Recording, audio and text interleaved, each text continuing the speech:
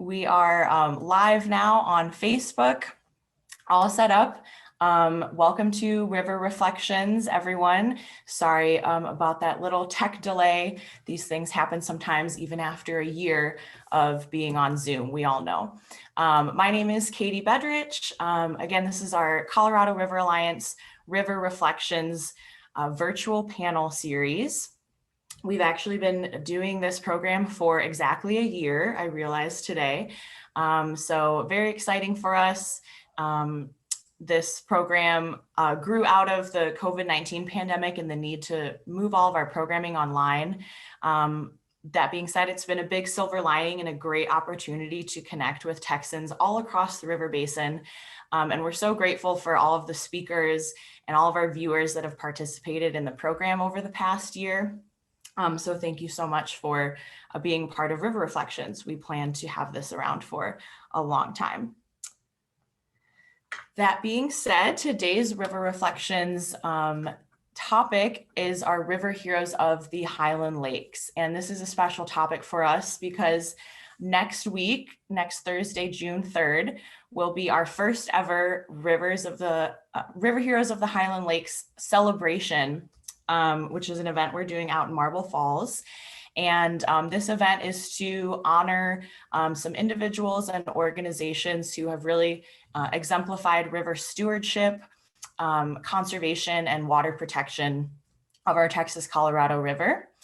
And today we have two of our two honorees that are going to be at that event. So we sort of have a little preview.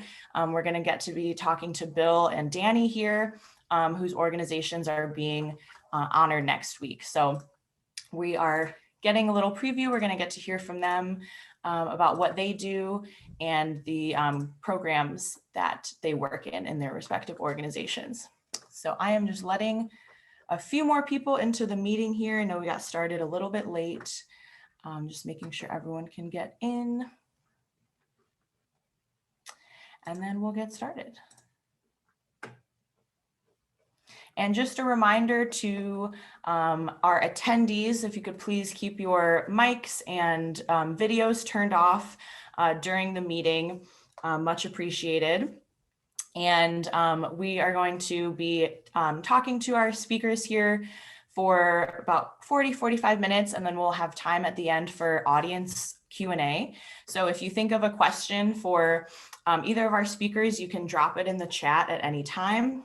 We're also streaming live on Facebook. So if you're joining us from Facebook, go ahead and drop a question in the comment section at any time, and we will get to those at the end. So without further ado, I'm going to turn it over to our speakers today, Bill and Danny. If you could tell us a little bit of background, what you do, how you got involved in your work.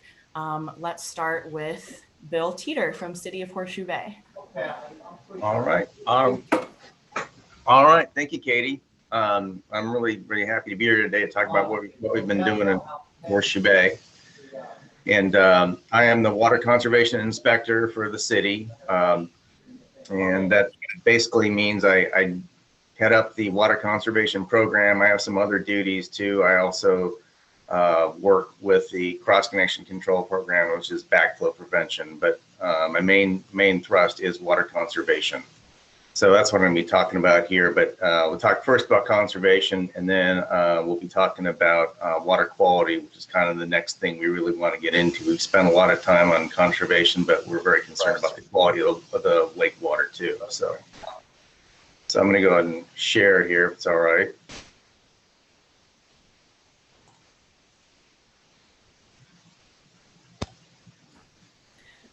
Are we sharing your slides, Bill? Yes. Let me go ahead and give you that option there. There, go ahead. Okay.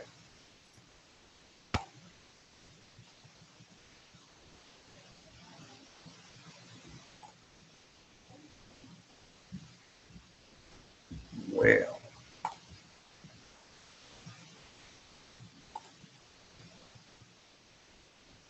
Uh-oh.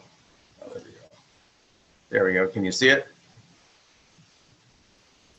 Not yet. Okay. You sharing screen? Yeah, I'm trying to. Anyway. Well, I'm just going to talk. I've got it here. I'm just going to talk. Okay. Yeah, the computer is not our friend today. I don't know what's going on. It's I'm not good with this stuff. So anyway, here in the city of Horseshoe Bay, we have a population and a city council that's very interested in environmental initiatives. Our city long-range plan calls for environmental stewardship, which means water issues such as conservation and water quality. We also want to promote parks in the city, nature. We've got some initiatives involving pollinators, such as the Mayor's Monarch Pledge, which is a national effort to protect the monarch butterfly. We also have a program to protect honeybees, which end up with their hives in our water meter boxes. So we try to save those hives. We actually have somebody on staff who's a beekeeper as a hobby and kind of a side hustle, and she also kind of runs that program for us. We're also a dark skies community because we want to be able to see our great night sky out here in the hill country. So, as I said, this is something that's on our long-range plan. Water quality and conservation is part of that, and our mayor and city council are very interested in that and kind of keep pushing forward with these initiatives. As far as conservation, let's go back to the drought back in 2011. The city of Horseshoe Bay was kind of made a name for itself in a bad way as being a city that uses a lot of water. We have a lot of high-end communities, a lot of irrigation. I would say just about every residential property here has an automatic sprinkler system on it. And we do have some businesses here, like, well, we've got golf courses and we've got the resort. Golf courses run off of our reused water, which we have to jettison somewhere, so we give it to them free. But we just have a lot of outdoor water use here. So people here had not really been focusing on how to use their sprinkler systems very well. And so during the drought, the city was under pressure from the LCRA to get the consumption down. And it kind of deserved to be under pressure because we had, as I said, we were pretty noticeable in our high GPCDs, or high per capita use. And it was primarily because of that irrigation. It's roughly 60% of our water production goes to irrigation every year. So we had to get that under control. So they began doing irrigation water audits. They had a person on staff here who started doing those. The LCRA, the Lower Colorado River Authority, helped us out to get started in training. The field services foreman started doing them. Then I was hired in 2014 and took over from him because he had other duties he had to take care of. That was kind of the main thing at that time was the water system audits. We consider the water or the irrigation audits. We call them assessments now because audits sounds kind of IRS. So, but we do a lot of work with our property owners with those to this day, and they're very helpful. And I think I'm going to come forward a little bit. Right now, our biggest deal in conservation is our WaterSmart customer portal. It's an online system where the customer can go in and see their daily use and see how they're using it, when they're using it. It gives them, alerts them about leaks, high usage, and that all those sort of aspects of their water consumption. We got it in October. The LCRA again was very helpful with a grant to get that started. So we got a good chunk of money from them to help get this going. And so far we're finding it very useful in a number of ways. We're still signing people up. We got about 20% of our residents on it. And there was a big climb at the start, and then it sort of plateaued out, but we're going to do some more pushing on it to get everybody on it eventually. So that's kind of the biggest thing we've got going, is using that technology. And then we have ongoing education as far as we have information online about water conservation. We do stories in the local media about water conservation. We also do an annual irrigation seminar for residents Brett Bryant has come in the last few years. We didn't do it last year because of COVID, but I hope to resume it. But the LCRA conservation coordinator, Brett Bryant, has worked with me on that every year to help train people on how to run their sprinkler systems better. And we also use the LCRA rebate program, which is pretty useful to our residents to get some money back on some items. Pressure reducing valves, I understand, are particularly popular in that program. It's important to keep your household pressure under control. Those valves go out, pressure goes up, and then your consumption goes up, and it can affect it quite a bit.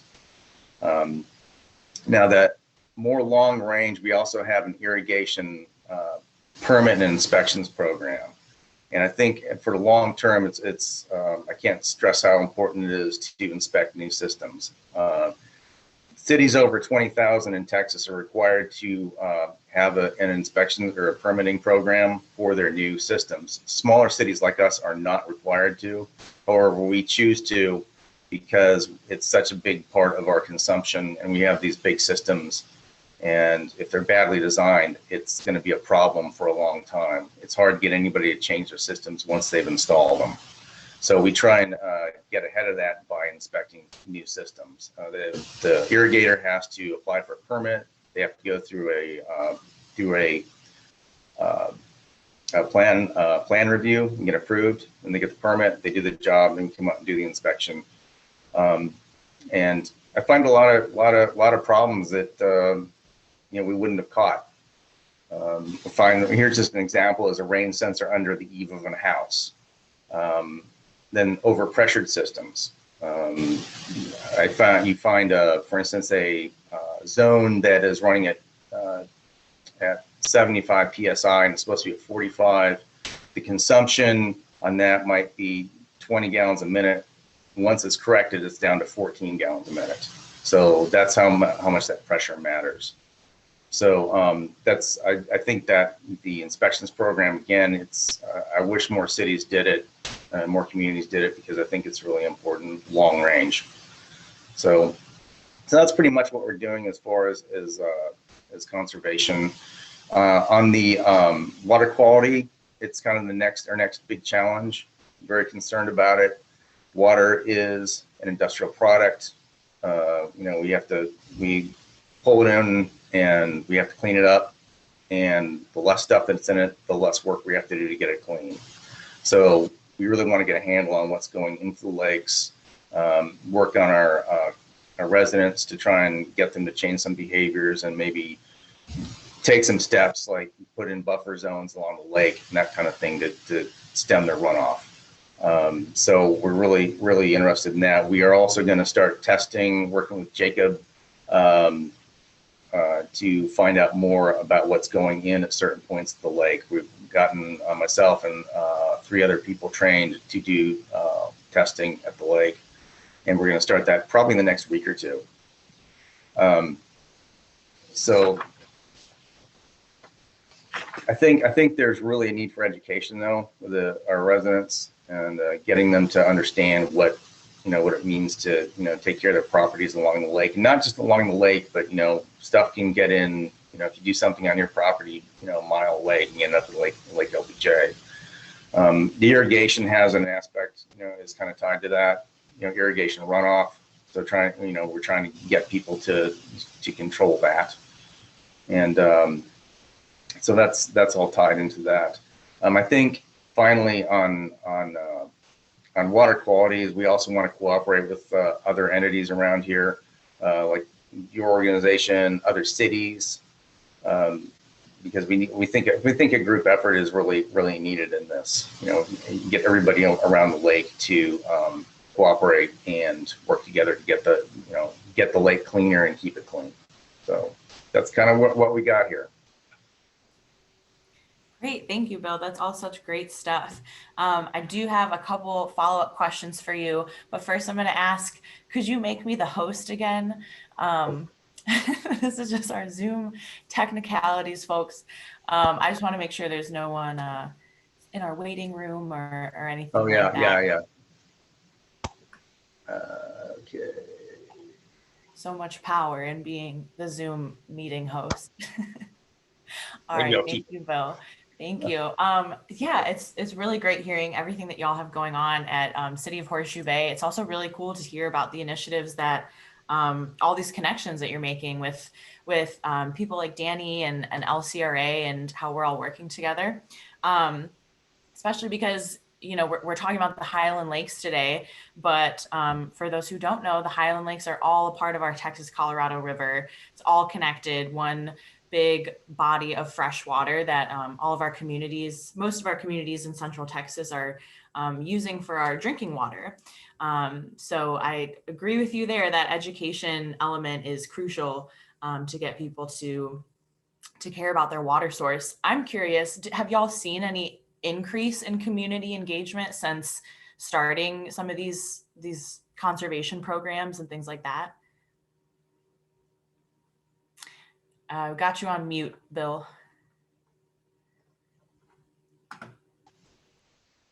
Yeah, people have gotten really interested in the water conservation. A lot of that person-to-person contact through the irrigation assessments has gotten people more knowledgeable and more interested in conservation. And plus, we're able to save them some dough, when we conserve water. And so there's that going on, and then that kind of leads them into other things as well. That kind of gets them interested in other aspects. I believe it does. One of the things too is our mayor, though, is super engaged, and she's very good at networking and bringing people together. We had an open house just last week, and some of our environmental initiatives were kind of on showcase there, and people were asking a lot of questions.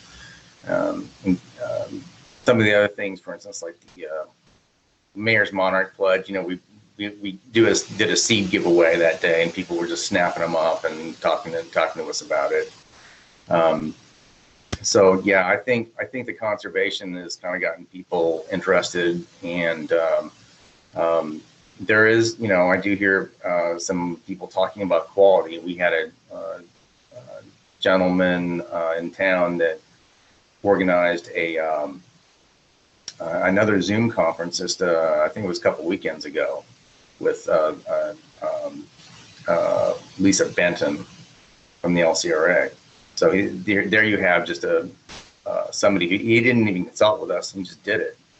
So I sat in on that, and so you see there is a lot of interest here. Well, that's great to hear. What would you say to residents of Horseshoe Bay and people looking to get involved? Where can they go for resources? Oh, okay. Yeah, well, there's, for instance, the Master Naturalist group, Hill Country Master Naturalists. Master Gardeners are also very interested. There's talk to our mayor too. She's very tied into things. Cynthia Kleinsmith. So those are a couple of thoughts that come to mind as you say that, as you ask that. There's also a lot of information on the LCRA's website about conservation on our website, and then I think those are the main things that come to mind. Awesome. Well, yeah, I hope now that things are looking up a little bit more with COVID and everything, I hope y'all are able to get back to some of those events and continue getting the community involved that way. Thank you so much for sharing, Bill. We might have a few more questions for you later, but I think this is a good segue into introducing our next speaker and our other River Hero honoree here. We have Jacob Danny Apodaca, who's with LCRA, the Colorado River Watch Network. So let's turn it over to him. Well, thank you all for inviting me today. I appreciate it very much. The Colorado River Watch Network is turning 30 years old this year. So it was adopted.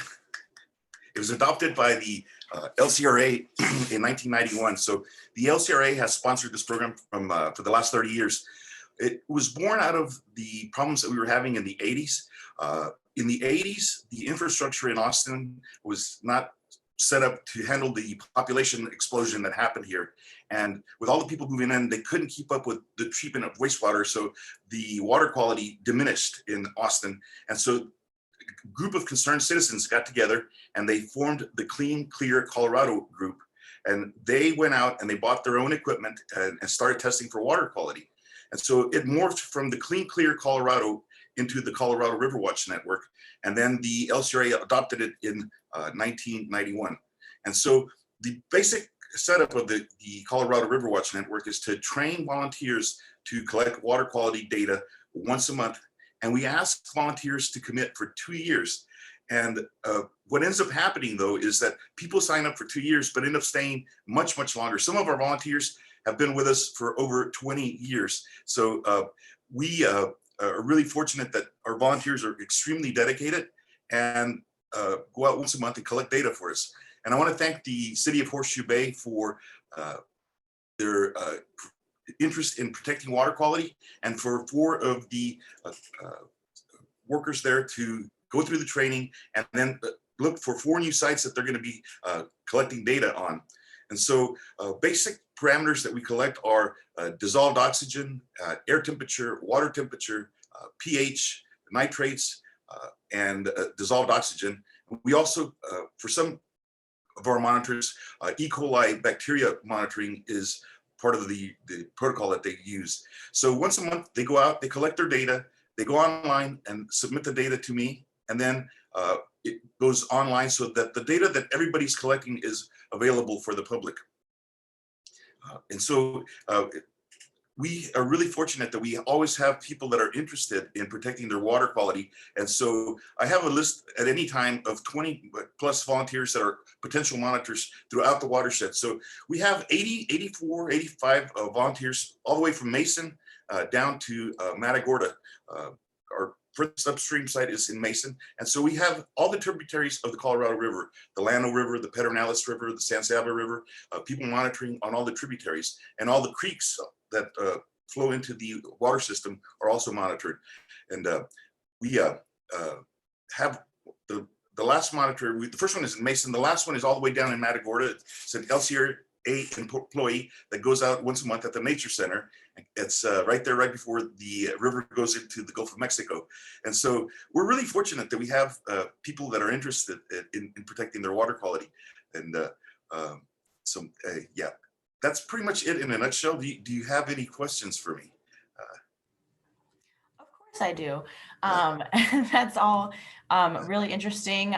Congrats on 30-year anniversary. That's amazing that the program has been going strong for this long. So you said basin-wide, there's about 80 something volunteers? 85 sites, 85 volunteers, trained volunteers, and it's over 100 sites. Some of our volunteers, like the folks in LBJ, Lake LBJ, collect at more than one site. So we have the Austin Youth River Watch program in Austin, and they collect at over 15 sites in Austin. So they're constantly going out. But for us, everything in this program has changed since the pandemic, because the way that we used to train people before was to have them come to the LCRA, and then we would train them there in the lab, and then we would go across the street and train them there at Lake Austin, and then we would set them up at their site. But since the pandemic, I have not been able, I've been training people for over 30 years now to do water quality monitoring. And this is the first year, I guess it's 31 years now. So for the first 30 years, I trained people in person. And this year, I didn't know if it was going to work out. I'm teaching people on the internet. So what I do is I mail the equipment to the monitor. They receive the equipment, and then we go online and I train the people. They send me the coordinates to their site, and I plug that into the database, and then they start submitting data. I wasn't sure if it was going to work at the beginning, but it's worked out really, really well, and actually saved us a lot of money in travel time. And it's been interesting to see how it's worked out. Yep. Well, that's great to hear. Yeah, we've all had to become a little innovative, right, since the pandemic, but so glad to hear that that program is still going strong and there's still interest in volunteers wanting to get trained. So you said it's a 2-year commitment. Do you have any like really long-term volunteers? Yes, yes, I do. I've had several volunteers that have volunteered until they have actually passed away. Unfortunately, over the 30 years that I've been with the program, I've had, I guess, about 5 of my volunteers that have worked and collected data right up until they've passed away. And that's speaks to the dedication of our volunteers. John Arns comes to mind. He was the director at the West Cape Preserve for many, many years. I guess from when it began in 1974, he was out there. He was the first person that went out there and cleaned up West Cape Preserve, and then started monitoring there over 20 years ago. And he retired from West Cape, and he called me one day and said, I'm retiring from West Cape, and I'm going to go ahead and retire from water quality monitoring. And can you come pick up my equipment? So I did. And then about a month later, he moved to Fredericksburg, and he called me back and he said, I'm extremely bored and I need to resume my water quality monitoring. I will monitor 3 sites in Fredericksburg, one above the wastewater treatment plant, one below the wastewater treatment plant, and the third one next to the golf course, because my plan is to go out and monitor these first 2 sites and then monitor the creek by the golf course and then go shoot a couple of rounds of golf. And so he would always monitor at the same day, at the same time for years, for over 20 something years, like it's 22 years. So he was one of those people that joined for 2 years and ended up staying for his whole life. About a year before he passed away, he recruited our volunteer, Catherine Peak, and her husband, Phil, to monitor there in Fredericksburg. So he didn't tell her that he had cancer. He didn't tell anybody that he had cancer. And he started training her. She would go out there with him once a month. And I guess it was December of 2013 that he went out to monitor with her. And John was always very particular about how he monitored. He was always the one that would put the boots on, walk out to the middle of the creek, collect a sample, and then let other people help him. Well, on that last day, he told Catherine, okay, Catherine, it's time for you to put on the boots and walk out to the middle of the creek and collect the sample. And she did. And she had no idea that he was passing away. And 10 days later, he passed away. And she called me and she said, I didn't realize that what he was doing was preparing me to take over for him. And so that was 2014 when Catherine replaced him, and she's still monitoring on the Pedernales River. So she switched sites from Fredericksburg, and she moved closer into town. And but she's also brought other volunteers in, and that's how it works. It's really amazing that I don't have to go out and recruit people, because by word of mouth, they find out about it. And as Bill was mentioning, some of the master naturalists, they are some of the best volunteers. They find out about our program. I train them, and they do a magnificent job for us. And just really fortunate. I really love what I do. I love my work. I've been doing it for over 30 years now, and it's the most important resource on the planet. Water, we have to protect it, and I'm pretty passionate about it. And so anytime anybody wants to listen about water quality, I take the opportunity to share whatever it's a very complicated topic. I don't know everything about water quality.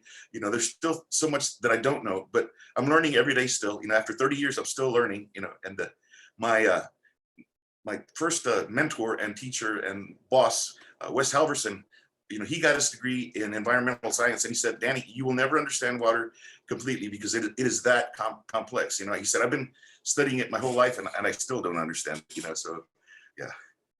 So I love it. And I'm fortunate to work with people that want to protect the environment, like you all, huh?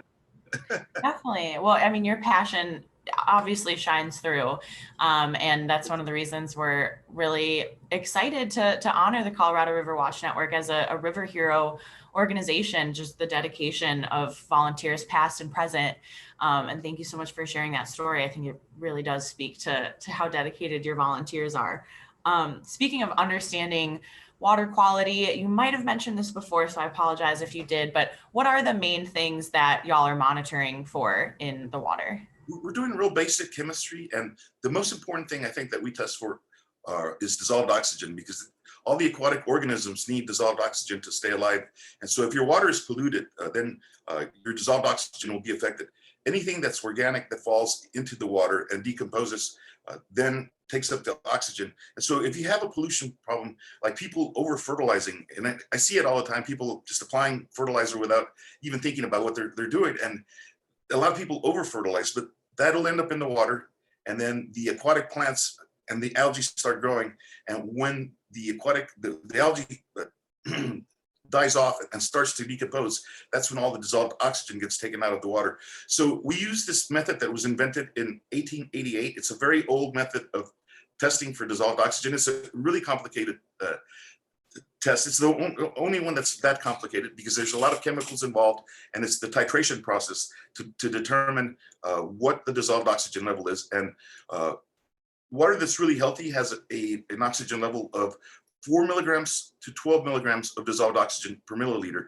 And once the dissolved oxygen falls below 4 milligrams per liter, the fish start to suffer. And if you get down below 1 milligram per liter of dissolved oxygen in really polluted water, the fish die off, and you'll have a fish kill.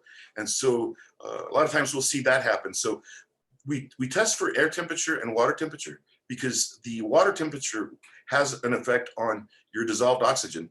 The colder your water is, the more oxygen it can hold. The hotter your water is, the less oxygen your water holds. And so there's all these variables that go into taking care of our water quality. And looking at dissolved oxygen is important. The other parameter that we look at that's very important is E. coli, because if you're having contact with the water and you ingest E. coli, you can get very ill. And so those are concerns that we look at. The other thing that we're looking at now, and my group doesn't test for neurotoxins.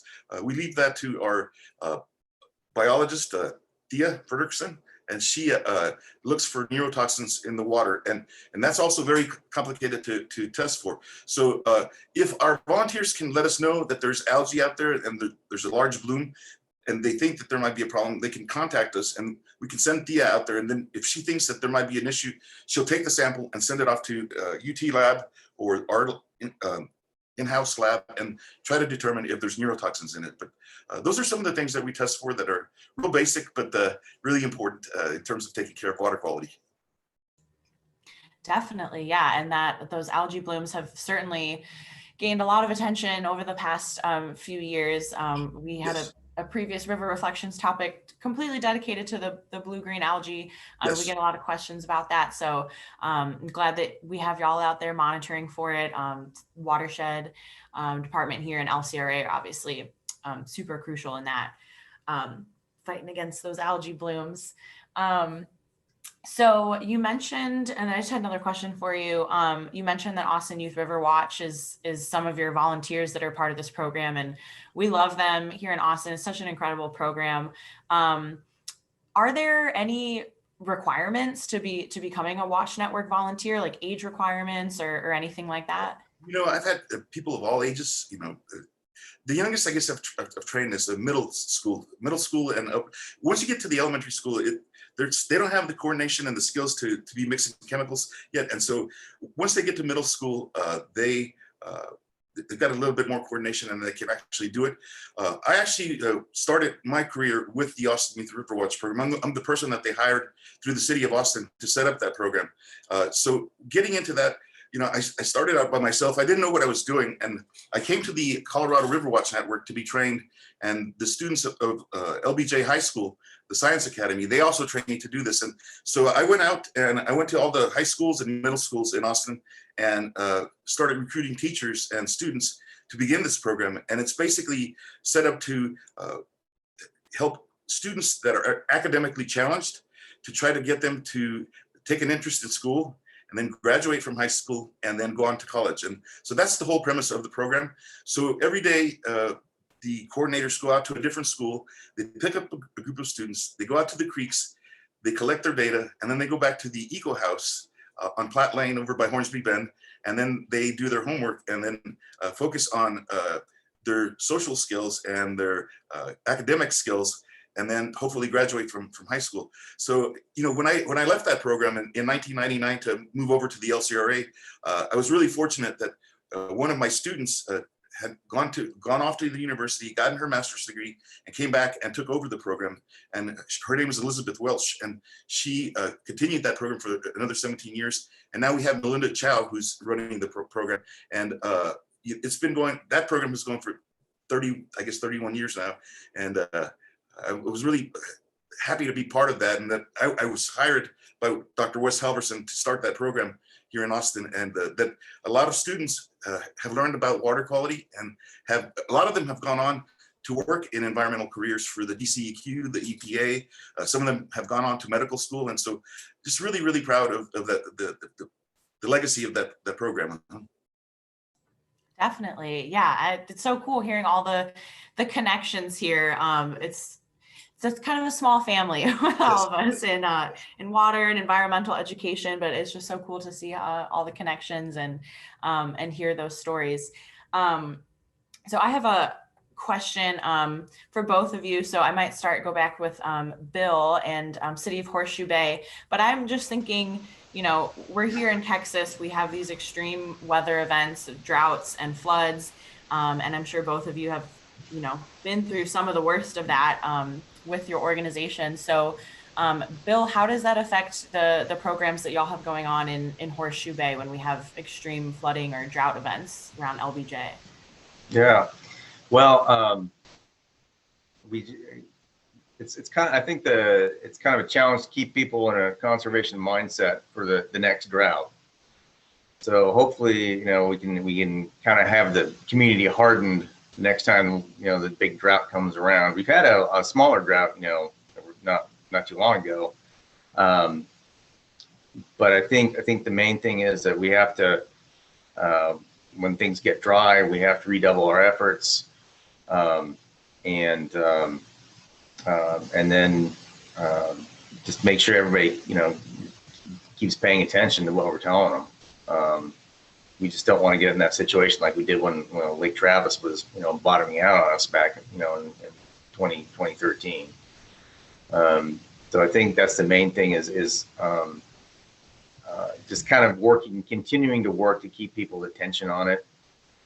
Now, when we have flooding events, of course, that affects water quality, and we have to work with the community a little bit about health concerns getting in the lake at that time. And I think that's the biggest thing that comes to mind with that.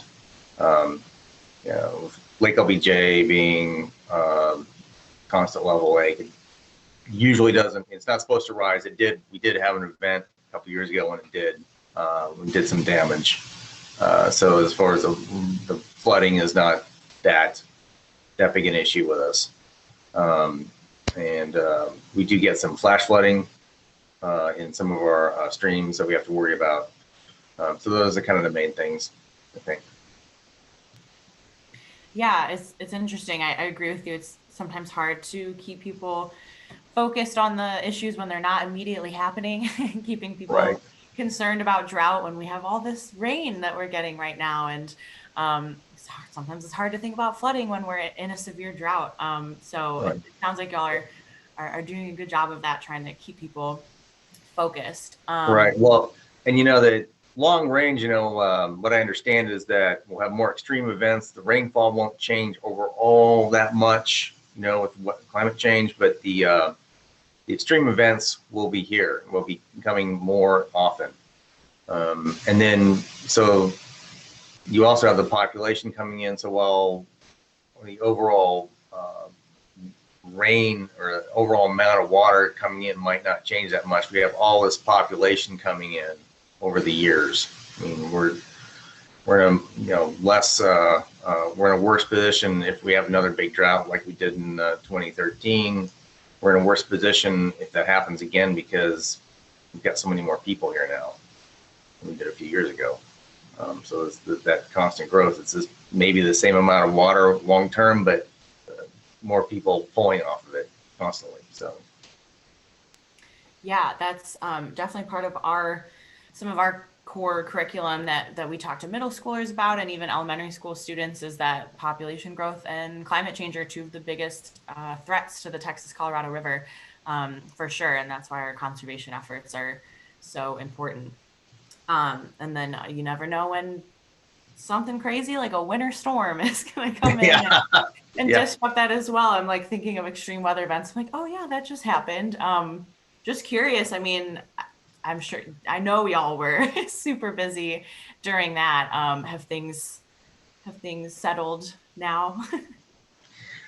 yeah, they have. As far as like the the work that we have to do in the utility, you know, that was a really tough event to keep up with what was going on. You know, we had people in our, you know, the people spending the night at work, for several days to take care of things and do whatever, handle problems. We did have some, lines freeze, lines breaking, sewage. We had a major sewage line break in front of our police station.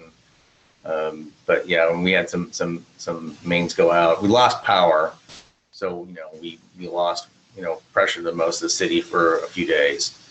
So a lot of people, like many other places, were out of water for several days. So all that went on, and then it, everything's fine now. But I know contractors are still trying to catch up. Plumbing contractors are still running behind to this day.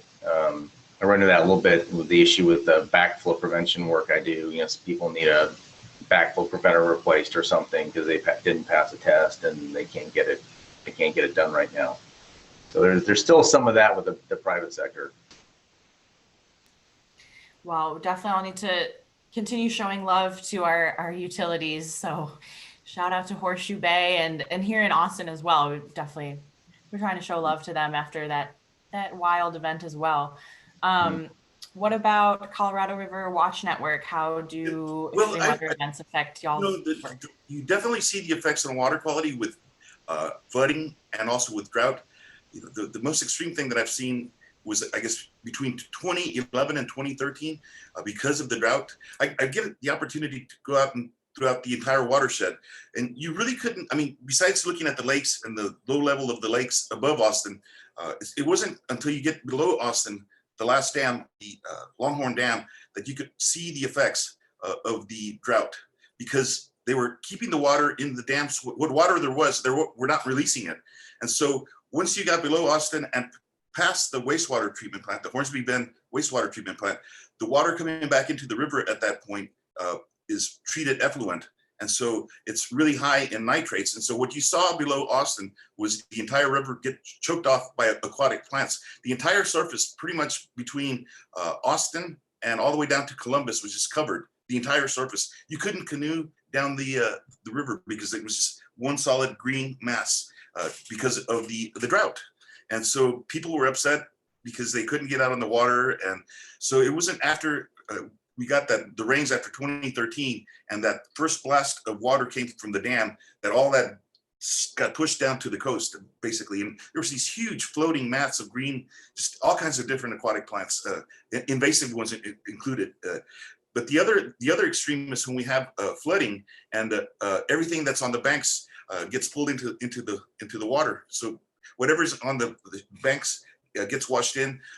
Mostly what we see is the increase in bacteria, because anything that's on the banks, all the E. coli that comes from the banks, from the waste of warm-blooded animals, from cows, horses, goats, anything that lives on the banks of the river, all that gets washed in. Not to mention all the debris that gets washed into the river and the sediment that gets washed in. And it's intense when we have flooding like that. Or like we had in that last rain event where that whole bridge near Llano got wiped out and just taken down.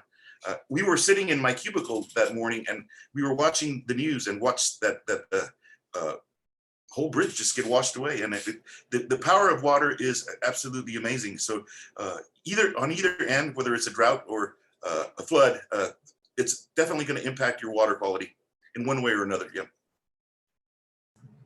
Yeah, and I'm just curious, for the volunteer monitors, what do they do if their site is dry or something like that? That's a great question. They still report on their data sheet once a month. Basically, they'll report the air temperature, and then they take the field observations. When was the last time that it rained, and how dry is the creek? Are there puddles in your creek?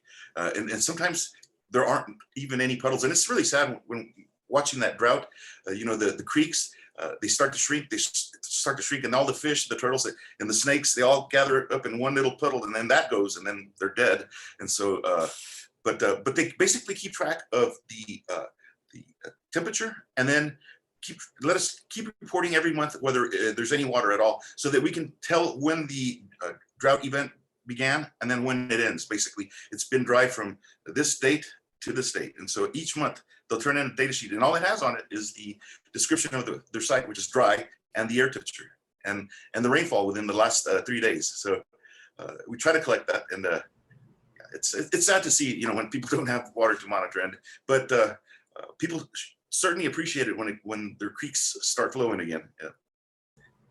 So it's not a get out of work free card just because there's no water at your site. Yeah.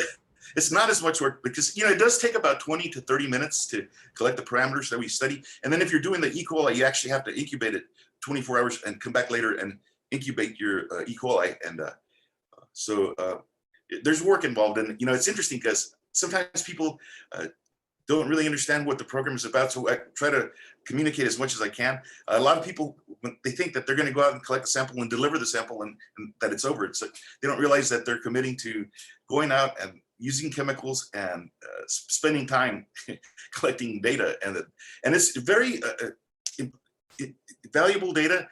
If we were to pay somebody, the lab, to collect these parameters that we're collecting, it would be about $120 for the work that they do. So each time they go out, it's $120 contribution, not to mention the gasoline that they use in their cars and the time that they use monitoring. So we calculate all that. We collect all that information on the data sheet. Like, how long did it take you to monitor today? Was it 60 minutes, 90 minutes? How far did you travel? And how many people participated with you in collecting the data, so that we can put a dollar amount on the contributions that our volunteers are making. And it's significant amount every year. Wow. Yeah. Those could not do it without those volunteers. Definitely understand that. They are our eyes and ears on the water. I mean, if they're out there and they see a problem, they contact us, and then we contact our professional biologists and chemists at the lab, and they go out there and collect the samples, and then they can confirm that there is an issue. So if, for example, a few years ago we were having trouble with high nitrate readings in Stonewall, Texas, in Gillespie County, there at the LBJ Ranch and National Park and the State Park. And it wasn't the water in the Pedernales River, it was the groundwater that had high levels of nitrates. And it just so happened that our volunteer there decided to test this well water. He lived on the ranch there and confirmed that there was a lot of nitrates in the water. We sent our crew from the lab out there, and they confirmed, they tested groundwater in 7 different wells in Gillespie County, and every single one of those wells had high nitrates. So our volunteer was able to identify a problem. A lot of times we can't solve the problem, but it's good to at least know that it's there. What the LBJ Ranch did was they invested in reverse osmosis filters for the ranch. And so the people living on the ranch weren't drinking water that was contaminated with nitrates anymore. So that's they're out there, and if they see a problem, they let us know, and we try to fix it if we can. Sounds like a well-oiled machine, and I guess that's what comes with doing a program like this for 30 years. It sounds like y'all have a great system down. Thank you. So just in our last few minutes here, we're wrapping up, and again, I just want to stress how happy we are to honor these 2 organizations as River Heroes of the Highland Lakes. And, after hearing about the work that y'all are doing and the volunteers and all the parts of your organization, we certainly are in the right mind. We picked the right people to honor. And at next week's event on June 3rd, we'll be joined by even more River Hero honorees that will be presenting. So, but I just want to ask you two, what is your favorite part about working with your organization? And I'll start with you, Danny. For me, it's working with the citizens out there. They come from all walks of life. It's amazing. And every time I meet somebody, it's like establish a new relationship. Like the folks at Horseshoe Bay, it's great to get to meet new people and go out and learn about different parts of the watershed, because everybody takes me to their part of the watershed, from the headwaters of the Pedernales River, on a ranch way up west. My volunteers, David and Pat Hoff, they've been with me several years now. they take me to see these incredible sights that I would never get the chance to see. Dead Man's Hole here in Austin, it's on private property, so the public can't access it, but one of our volunteers lives on Dead Man's Hole, and she and her husband monitor there. So to be able to get to meet these incredible volunteers who are truly dedicated and want to help protect the environment, to have them take me to their special place on Earth and show me their water source, it's a real pleasure to be able to do that. So that's what I enjoy most. Thank you. That sounds great. What about you, Bill? What's your favorite part about the work you do at Horseshoe Bay?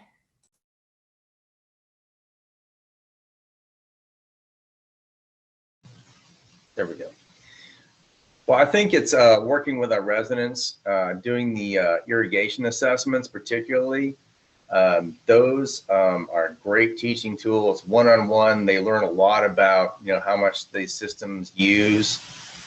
And I can, when they learn that, it really makes an impact on, their water consumption, and the city as a whole. You do enough and teach enough people, it really makes an impact on our consumption and our use. And hey, it saved them money, but they're really glad to have more knowledge about their consumption. And when we do these assessments, we show them, in their consumption rates and gallons per minute on each of their stations and how much it uses when they run at different settings, and they're just like, wow, I didn't know it used that much. So that's one of my favorite things about this, and it's knowing that if you get that consumption down, it has all kinds of great effects, and it helps the whole water system out. We don't have to spend as much money, use as much resources to treat as much water. And then it also has an effect on the lake. When we get a lot of runoff from these systems, they say that about a third of all water that goes into an irrigation system is wasted, and a lot of it's runoff. And it goes back into Lake LBJ, and you guys are well aware of what it's carrying, fertilizers, pesticides, and all that stuff. So I'm very very aware from just talking to people and getting feedback that what we're doing here really makes a difference. So that's pretty much I think that's the number one thing. It's hard to pick just one. It's a difficult question. Yeah.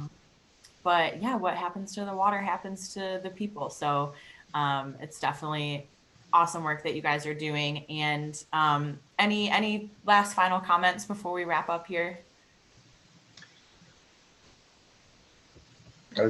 I think just appreciate you guys having honoring us and having us talk today. It's just the more opportunity me and Jacob and people that do what we do can have to talk about what we do. It just spreads awareness and kind of helps us do our jobs, I think. Yeah, likewise. I'm thankful that you invited us, and I appreciate being here, and thank you all for all the work that you do. Thanks, y'all. Well, again, just a reminder to everyone that next Thursday, 1 week from today, June 3rd, is our River Heroes of the Highland Lakes celebration up in Marble Falls, and we'll be joined by our panelists today and the awesome organizations they represent. We'll be hearing from even more individuals and organizations who exemplify river stewardship. So it's going to be a great night. It's going to be a great celebration. Tickets are still on sale, so I'll be sure to drop the link where you can purchase tickets for that event. I'll drop that in the chat. Also want to say thank you to our friends at Prosperity Bank for sponsoring our River Heroes of the Highland Lakes event. And we hope to see everyone there next week. We're very excited. And also look out for our next River Reflections panel next month, June 24th, I believe. It's always the fourth Thursday of each month. We're going to keep the conversation flowing. So thank you so much to Bill and Danny, Colorado River Watch Network, City of Horseshoe Bay.